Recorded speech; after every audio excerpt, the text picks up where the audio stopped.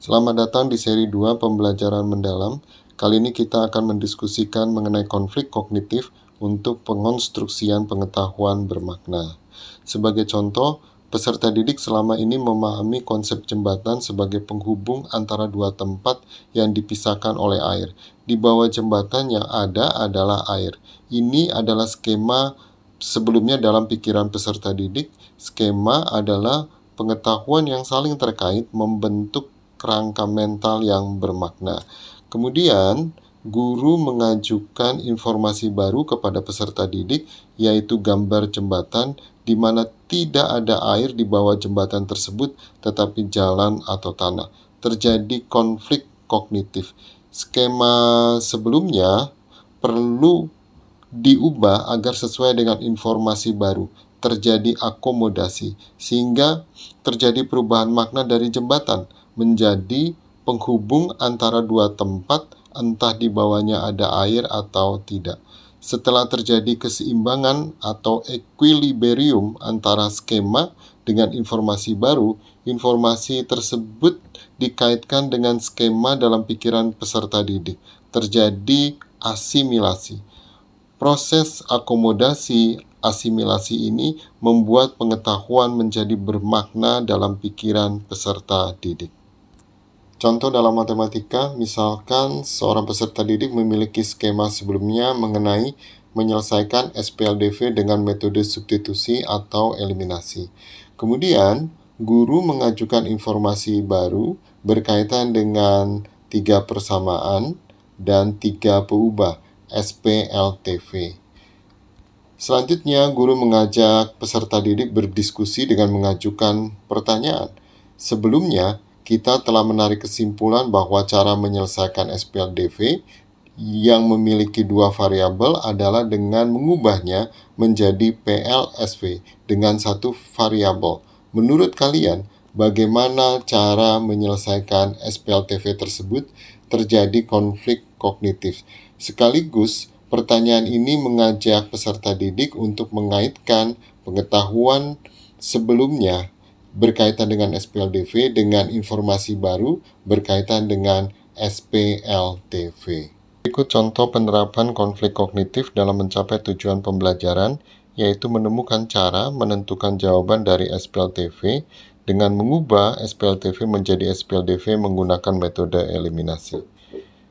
Pada tahap pendahuluan, guru meminta semua peserta didik menyelesaikan masalah SPLDV.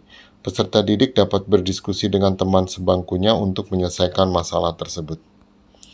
Kedua, salah satu peserta didik menuliskan penyelesaian masalah tersebut di depan kelas dan menjelaskannya. 3. Semua peserta didik memberikan apresiasi kepada temannya yang telah menjelaskan dengan mengucapkan terima kasih. 4. Guru berdiskusi dengan peserta didik mengenai cara menyelesaikannya hingga diperoleh kesimpulan bahwa caranya dengan mengubah SPLDV 2 variabel menjadi persamaan linier 1 variabel. 5. Guru mengajukan masalah dalam konteks kehidupan sehari-hari berkaitan dengan SPLTV, tetapi guru tidak menginformasikan kepada peserta didik bahwa masalah tersebut adalah SPLTV. 6. Semua peserta didik diminta untuk membuat model matematika dari masalah SPLTV tersebut. Peserta didik dapat berdiskusi dengan temannya untuk membuat model tersebut. Pembuatan model ini seharusnya dapat dilakukan karena peserta didik mampu membuat model dari masalah SPLDV sebelumnya. 7. Salah satu peserta didik menuliskan model untuk masalah SPLTV tersebut di depan kelas. 8.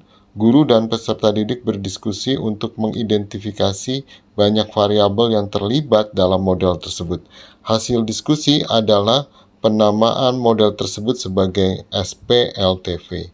9. Guru membimbing peserta didik menemukan definisi dari SPLTV. Salah satu peserta didik menuliskan definisi tersebut di depan kelas. Semua peserta didik menuliskan definisi tersebut di bukunya masing-masing.